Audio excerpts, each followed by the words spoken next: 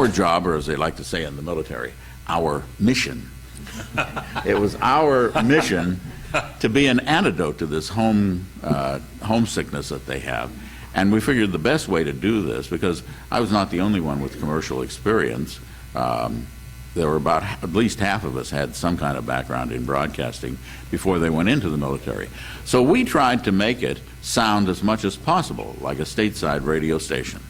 And if you had, let me ask you this, how many of you have seen the movie Good Morning Vietnam? Well, that does wonders for my ego. And your pocketbook. I was going to say that, yes. But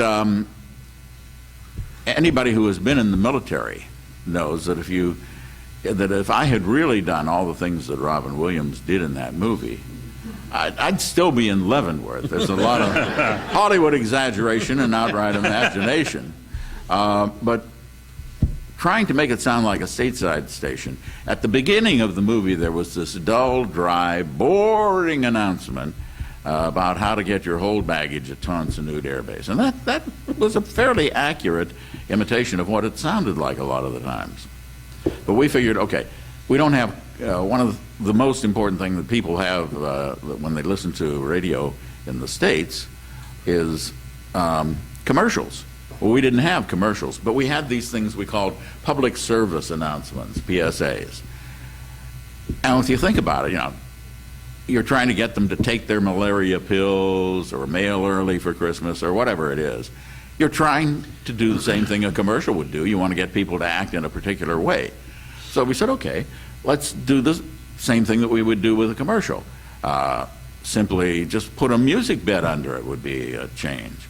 Or script them out, put in a dramatic incident or a humorous incident at the beginning. But make it sound interesting to listen to. And as Adrian said, we would try to get your attention at the beginning of the commercial. So we thought it would be interesting for those of you who have never heard what kind of PSAs that we played.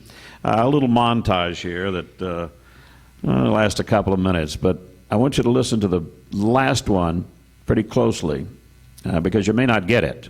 Remember Bobby Vinton had a song called I'm Coming Home? When you hear that, listen real closely. I don't know, probably a lot of you won't get that one. But while you're in Vietnam, you can visit a worldly place. As a matter of fact, we like to call it the next best thing to home. Send flowers home, have a milkshake, catch a floor show, or just sit down, or make a phone call home. USO, 17 locations from Da Nang to the Delta. Hi, this is Chris Noel. There are times in every family when an emergency occurs. When it does, you want to be there, and as soon as possible. So the next time you write home, tell the folks about the Red Cross verification systems.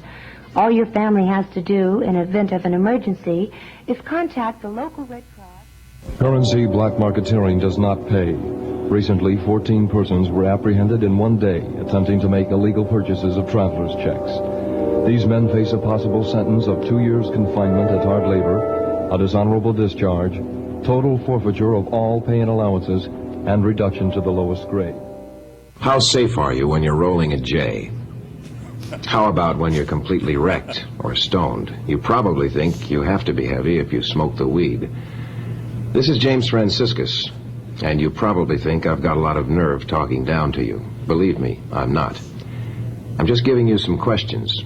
You'll have to supply the answers. Then roll up! Flights! This is self-defense lesson number 1. Keep your head clean.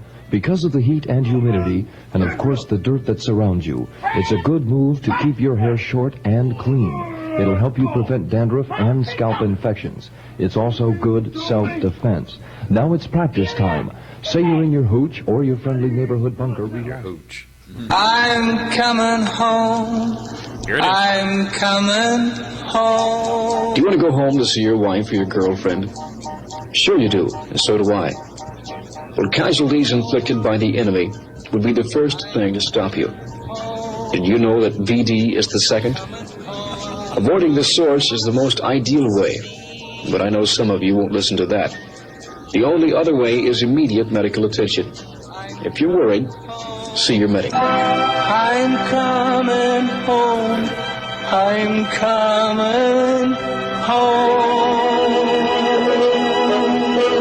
I know a lot of you didn't get the last one, and I didn't either. But Paul insisted that it be put in there. We continually had people dropping in at our station in Vietnam. Some were famous. I remember there was this one guy, the sports guy comes in and says, I got to do an interview with this guy. Would you run the board? And I said, sure. And I said, okay, Joe, let me have a level for you. Test 1, 2, 3. And I said, and now you. And he goes, it's DiMaggio. Okay, well, I never liked the guy after that.